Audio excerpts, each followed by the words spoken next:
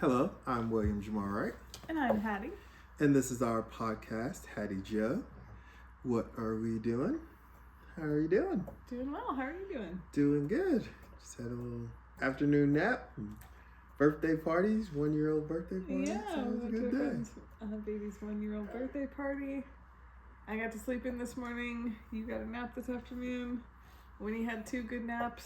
Yeah. It's been a great day. So we're doing good. Yeah. So today's topic is kind of a refresh of an old topic that we've kind of talked about. I like that. A refresh. I like Yeah, that. because the world is always changing, and we're gonna kind of add in like the kind of the evolving world, and so we're talking about kind of power hungry coaches, and kind of in this day of like college athletics. This is kind of brought up because there was a Major League Baseball team coach who he basically banned like cell phones for the players. These are grown adults in the locker room or in the anywhere? locker room, basically anywhere in the like clubhouse. So once they come to practice or Yeah, once they're in the clubhouse in the kind of building, basically, they're like not allowed to use their like cell phones. And you've kind of seen this. I think it's happened a couple of places in college as well. Like I think West Virginia's coach, he basically banned his players from TikTok. He was like, "You guys can't use TikTok." And then he did a press conference, and it was like, "Hey, like I don't want you guys out there doing all this dancing. Like I want you like concentrating on football." And it to me, like I don't understand it. Like all of these coaches preach like you have to be like you have to get you have to be comfortable being uncomfortable. Mm-hmm. And clearly like they want so much control over everything that they're not able to be uncomfortable. Like the people that are preaching like you have to grow and you have to like learn to adapt and be you have to be like a flexible, or you have to be an adjustable leader. You have to be a flexible leader. These are the same people that are like, oh, I gotta control everything. Like I can't have them on their phones. And like to some degree, I kind of agree with it, and like, or I don't agree with it, but I understand it. Like they are like, this is taking away from them, like being alert and attentive when we need them to be alert and attentive. Mm-hmm. But I don't know if it really is, but I think that's where they're coming from. And like because it's taking, we need to do something to change. We need to take a variable out, and their cell phones is the variable. Like we need to take TikTok out. Like TikTok is the variable, and so we need to change like the variable instead of changing like the viewpoint, helping the kids understand how to like use it, or helping the professional players understand how to use it, and like instead of changing the mindset around the application of the variable, they want to change the variables and they want to be able to control the variables. It's like you can't control the variables, like, or in my opinion, like you don't control the variables, and so that's kind of what we're discussing today, and just like how coaches continue to want to be in control. So yeah, any thoughts? What are your... Well, I mean, I definitely agree with what you said about it seems like there's a better way to teach responsible use of this technology, right? Like the technology's not going away, and I understand there probably is some impetus for why the coach wants to remove it, right? There must be some behavior that the coach is not, the coach finds undesirable. Yes. Right, but it seems like there could be many steps in between. And we're not really privy to whether those steps were taken or not, you know, what any of those steps might have been or not, but it definitely seems like unnecessary and unreasonable. Yeah. Just from like a safety perspective, particularly with the MLB coaches and the fact that they're adults. Yeah. Right? Like there is times where Like at my work, I need to not have my phone on. Or there might be times, depending on if you have certain government contracts or whatever, you might have to leave your phone at the door. Like one of our friends, she has a job where that was the case for some of her time. But that's like very different, and I would say a minority of the time. Yes. Right? Not necessarily like as soon as I roll into my office every single day I have to like put my phone in a bucket.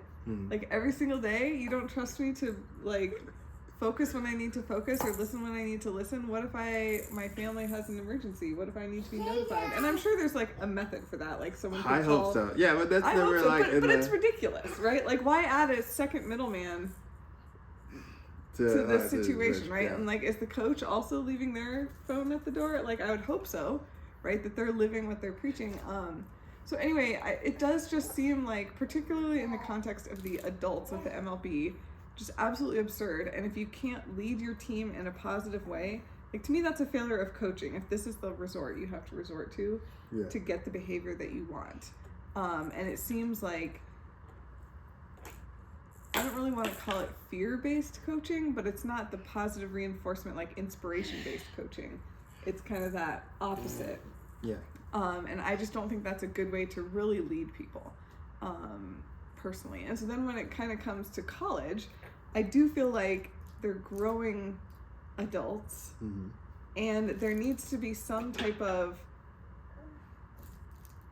I feel like, and again, we're not privy to what any intermediate steps may have been, but I feel like it's going to behoove these athletes, these students, these young people much more to have them helped to learn a skill, which is to be responsible around their phones, than to just have less time with it, right? And get to the real world and still have these problems, or maybe even exacerbated because they've been denied the opportunity to like learn how to interact with them. So, and again, it's all about context, right? If it's like you're in the hotel the night before the game and the coaches already do things like lights out at 8 p.m. or 9 p.m., whatever.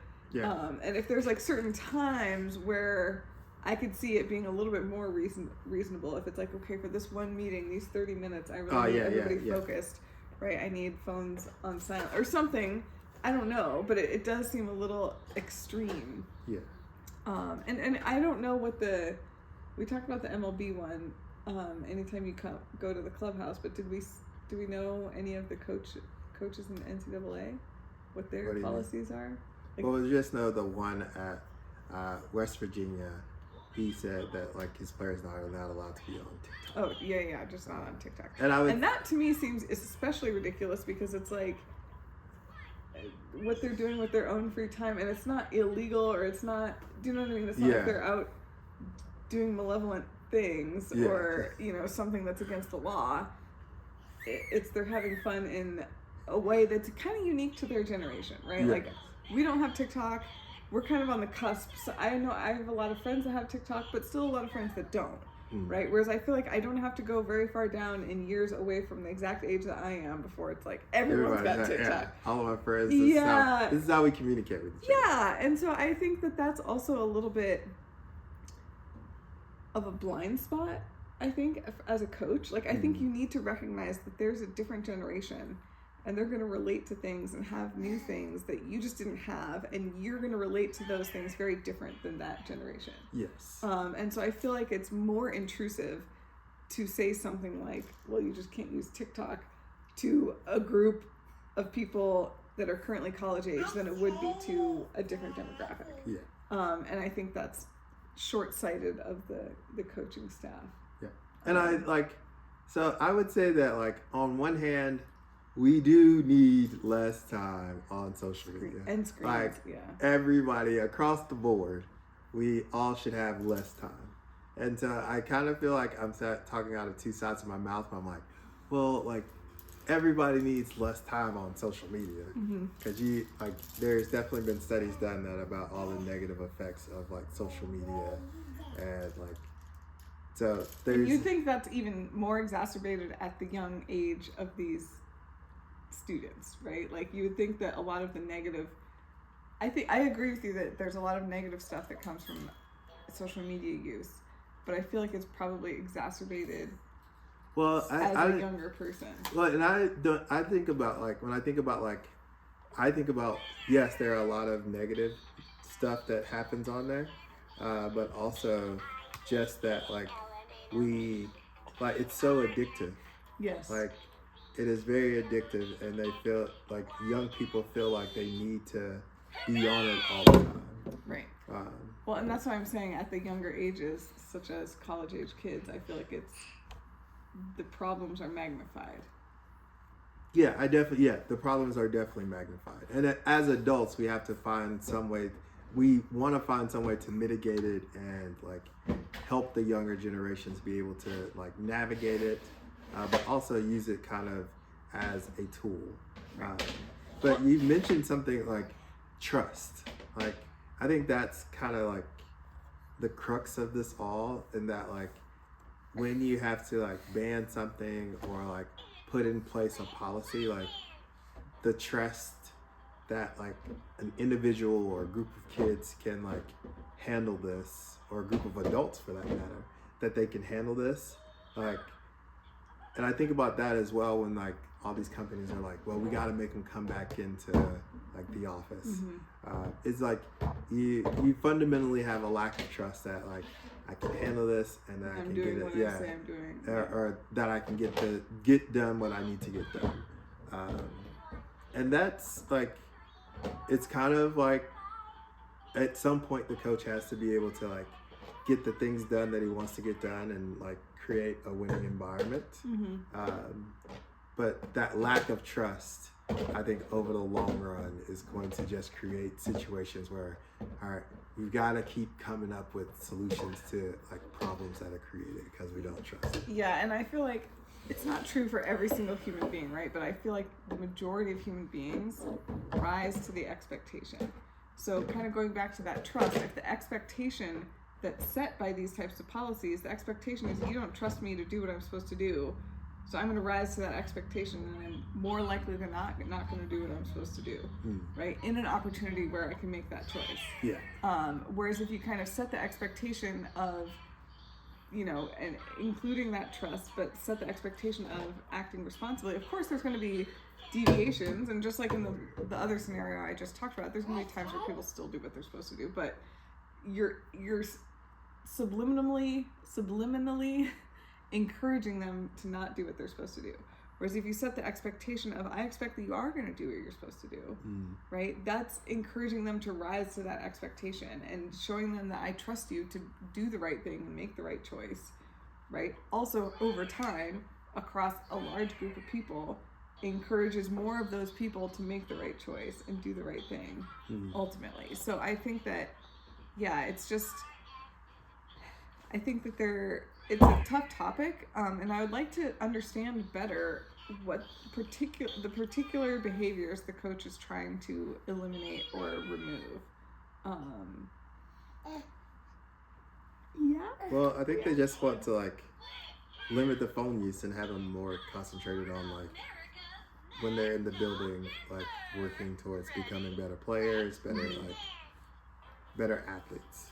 Well, and so my question would be, I'm curious to hear like a coach's perspective on this. 20 years ago, 30 years ago, before there was really widespread cell phones and certainly before social media, did they feel like they had the same struggles to get kids to focus and do what they're supposed to do?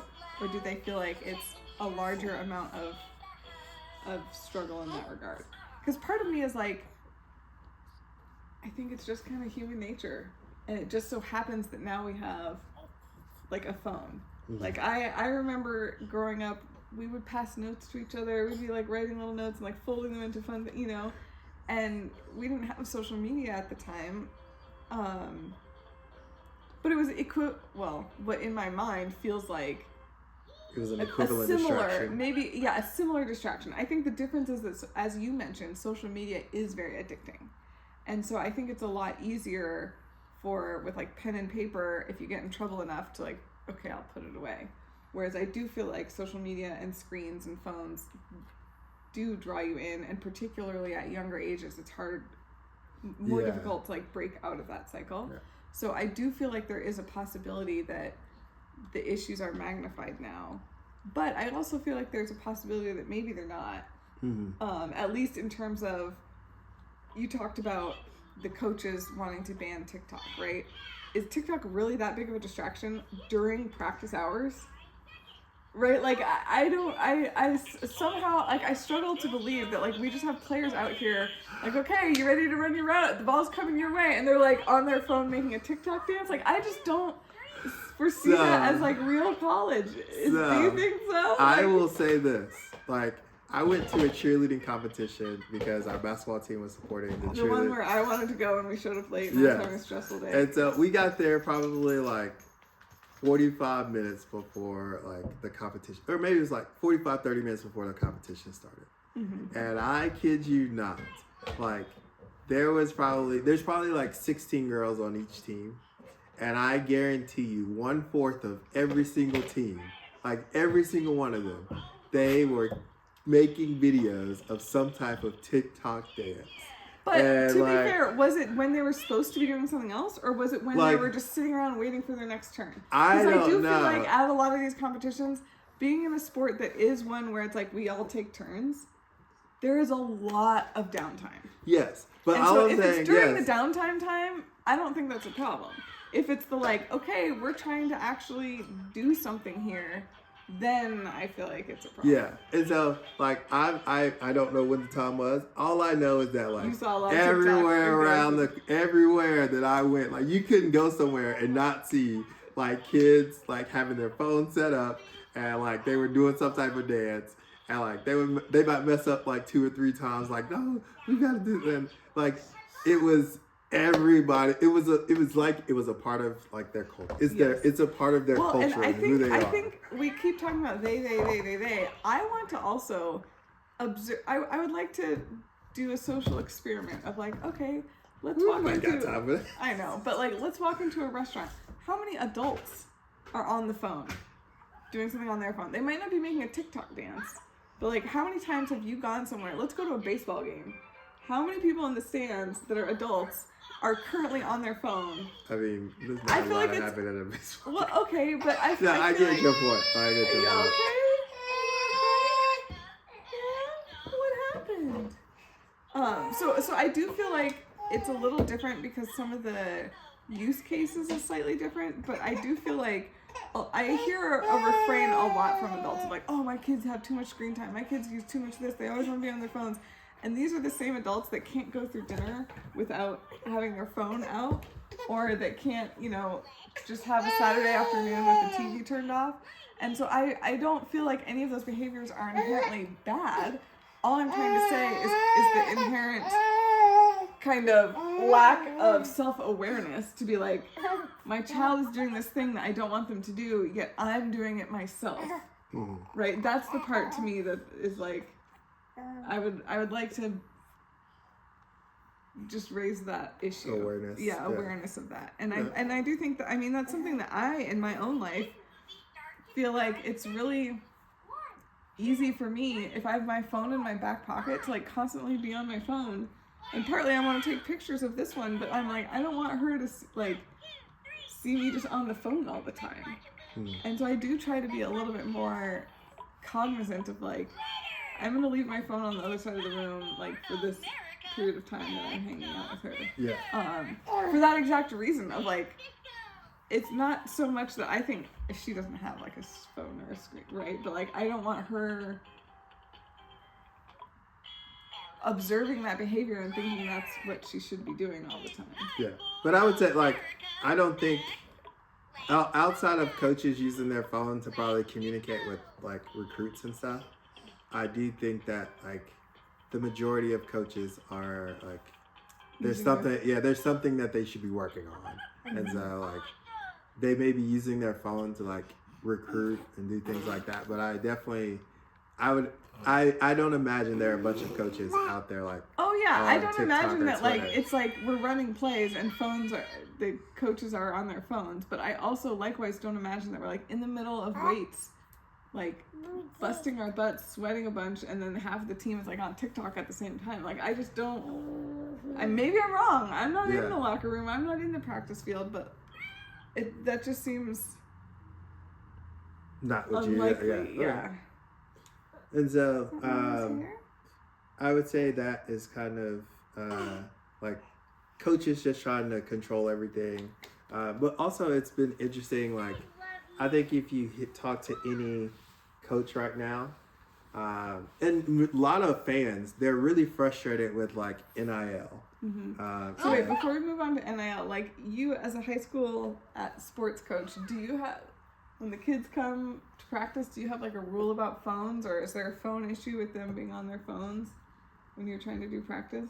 I would say like there's not really an issue with like me, but like I would not say that we have as much like interaction, or at the high school level, I don't feel like I have as much interaction, and also the teams aren't as big, and so I would imagine like if I was like at a big 4A, 5A like football team where you have like over 100 players, then like the issue might be a little bit more exacerbated, especially with like kids wanting to listen to different types of music and stuff. And so like there are times when like we're lifting weights and you see a kid go over and maybe check his phone or something. They're not making videos or anything, but they're checking their phone. I personally don't have an issue with it, because I know that when we're there, we're working. When we're at a practice, it seems also like that they're doing it during a downtime, right? It's but like it's like in the middle of a workout, like downtime, and so like I would say because I'm at a smaller program right now, specifically with football. With basketball, this doesn't happen. Unless there's like a family emergency that the kid has mentioned, like, hey, I need to be awake, like near my phone, and I need to be checking my phone. Unless it's something like that, like while we're working out and things like that, kids are not using their phones. Okay, sorry to have cut you off. You were saying about it's just kind of a comment about NIL, and when you kind of look across the landscape, is that like everybody is very frustrated with like NIL, and that like paired with like the transfer portal, and that like from coaches' perspective, it seems like everybody is coming to them asking them like, well, how much money are you going to give me? And I deserve to get this much money. And if you don't give me this much money, then I'm going to get in the transfer portal and I'm going to transfer. And so there is a lot more like bargaining and like deal making in college athletics. Just this morning, probably Tennessee, they have a really good team. They made the college football playoffs last year. Their starting quarterback he has 2 more years of eligibility, or he has 3 more years of eligibility. But like because he's so good, like you never know when he only has to stay for like another year, I think, and then he'll be able to go to the NFL draft. And so this morning, this kid, basically Tennessee was like,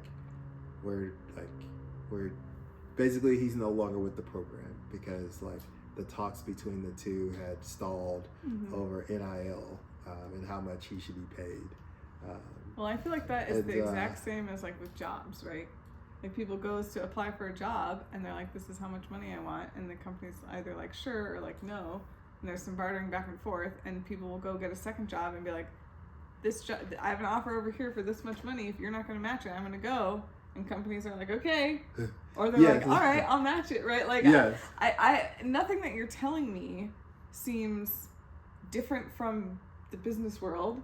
Yes. And it seems like the whole point of NIL was to kind of bring the business world in, because it was just the NCAA making a bunch of money off of free labor. Yeah.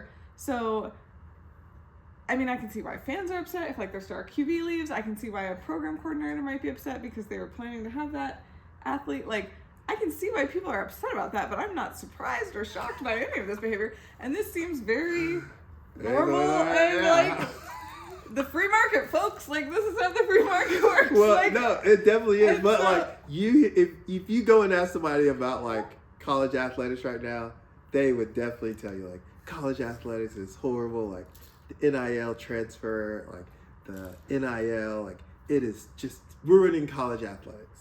And like coaches have been like more vocal about how like this is ruining college athletics. Like there's literally 4 out of every 5 coaches, they get up on the like podium like these kids, they don't know how to like persevere through like adversity, and like they just like anytime you tell them something that they don't like or like do something, like they just go get in the portal and they transfer to somewhere else, or somebody says like I have more money, then they go get in the transfer portal and like they're gone. Like it's like the wild west of college athletics. And I do think from a coach's perspective, right, they're used to recruiting using a certain method of sales. Yes. And now some new method of sales has come in that's really popular that most coaches are not adapted to yet. And so I do think that there's going to be some of what you just said. But guess what? They can't just be in the transfer portal 18 times. Like eventually they're gonna be somewhere and have to learn the lesson, right? Like, so I do feel like there might be some growing pains. And I do feel like there also might be some course correcting, right? NIL is brand new relatively. People are still trying to optimize how to use it appropriately, how to get the best deals, right? And I feel like as soon as we get more agents involved, where athletes have agents doing some of these contracts and discussions, that will really help. And the agents can help them understand, here's what your options really are, what's a feasible option or not. Like you might think you can just hop in the transfer portal and someone else will pick you up.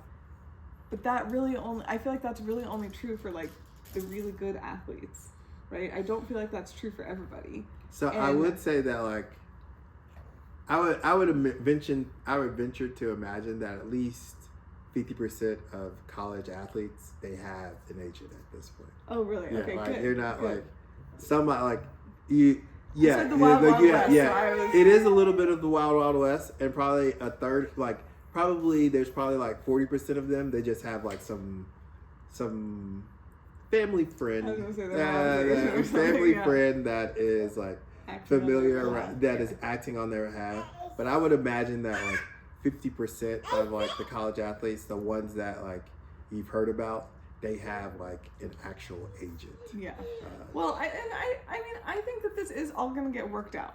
Like over time, I don't think there's going to be quite as many kids hopping in the transfer portal and everything, because I think they're going to very soon.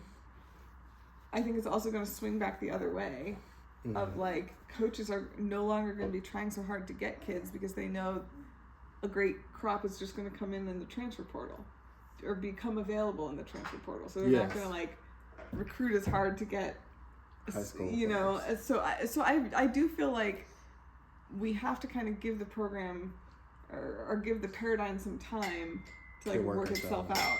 And I'm not trying to say that everything you're voicing isn't a problem. Yeah. Right? Like it seems like it's frustrating, and I can see how it would be frustrating as a coach. I can see how it would be frustrating as an athletic administration. I can see how it'd be frustrating as a player. So understandably so. But I think that's just part of this transition from the scholarship. Yeah, and I think with the new settlement, like House versus NCAA or whatever, they just indicated that it was, instead of a scholarship cap, it's going to be like a revenue or I forget the term. Yeah, there's going to be a revenue sharing. Yeah, there's going to be revenue sharing, but the term was not scholarship, it was like an equivalent term, roster cap, that's the term I was going for. So there's still going to be a set number of athletes you can have, but that could be different from the number of scholarships you have available. And I think that on some perspective, there might be a lot of, that allows the schools with a lot of money to like get the better athletes, but I feel like that's already been happening. Yes, and it has definitely been happening. So I don't feel like that's a new phenomenon. So anyway, I guess I just feel like the main frustration is coming from the fact of I used to get something for free and now I have to pay for it. And any time that happens, people are going to be frustrated. But I would say from the coach's perspective, it's not like that. I think the coach's perspective is kind of this thing going back to like control.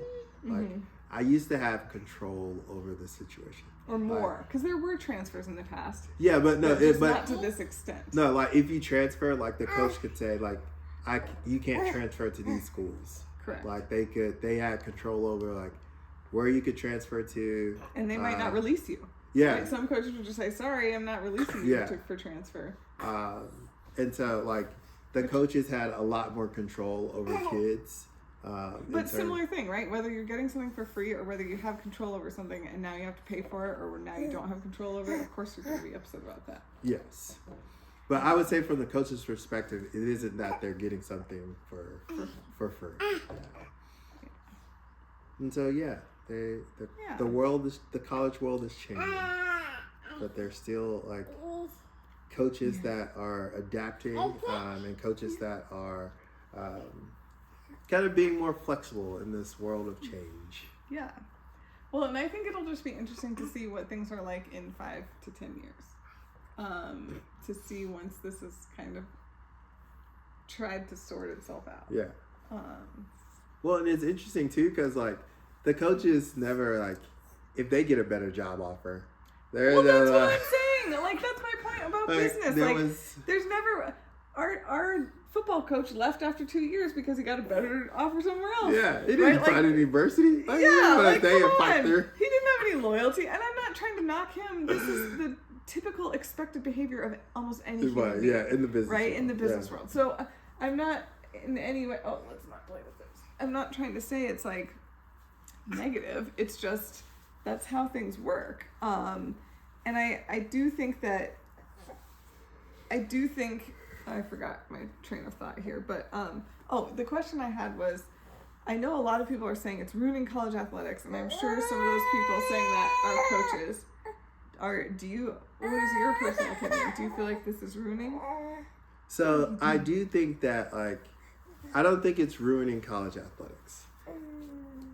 I feel like college athletics, you root for the team, you root for your team because it's like your team. Like it's your college team, whether it's your alma mater or the team you grew up rooting for. Like you root for that team because it's your team. And anything that negatively affects your team, like you're not happy about that.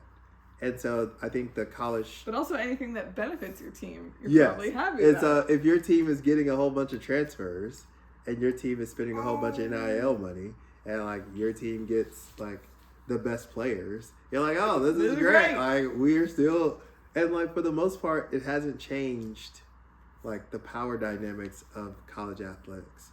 Like you looked at like the college football playoff, all the teams that have been historically really good are the teams that are like in the like. This isn't like something that's creating the little man. Like it's helping raise the little man. Like, but so I don't think that is ruining college athletics. I like that players have like options. I like that players are making money.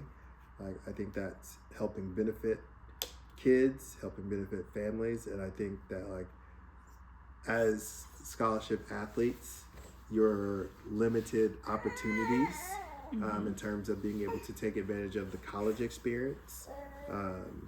That is something that is like you have limited opportunities if you're a scholarship athlete, no matter what sport you are. Right. And so because of that, like because they limit your opportunities there, I do think that like some financial considerations should be given to the players. And they are also bringing in a lot of money. So I'm all for like empowerment and paying the players. But I don't think that this is ruining college athletics. Yeah, I don't think it's ruining college athletics either. So I just find it interesting, different people's responses to it. Yeah. I do think that it is like making college players like, well, in commenting, like there was one coach during the season, he was like, you need to shoot the ball because that's what you're getting paid to do. And it's like, look, yes, in theory, you're right. Yeah, that's what he's getting paid to do. But like, it doesn't quite feel like it, that like that tension, which is maybe true, that doesn't quite feel right to you because it's in college, or just to me because they're like in college, like they're like there used to be like a kind of like a gentleman's agreement that, hey, we're not gonna critique like college players' performance because they are like college players, they're young, like. What do you mean we're not going to critique their performance? We're not gonna be like, oh, that guy's a choker. We're not gonna be like, that kid can't throw, like it hit the side of a barn. Like it was much more of like, oh, like the team wasn't able to get it done. Like the coach. You mean in the media?